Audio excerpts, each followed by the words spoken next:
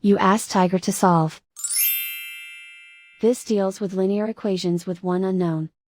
The final result is k equals -1. Let's solve it step by step. Simplify the expression. Expand the parentheses. Group all k terms on the left side of the equation. Add 2k to both sides. Group like terms. Simplify the arithmetic. Group like terms.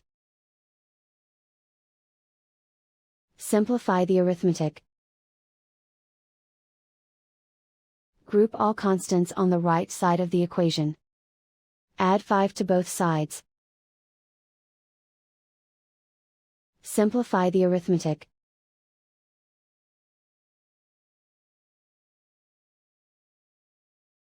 Isolate the k. Divide both sides by 5. Simplify the fraction.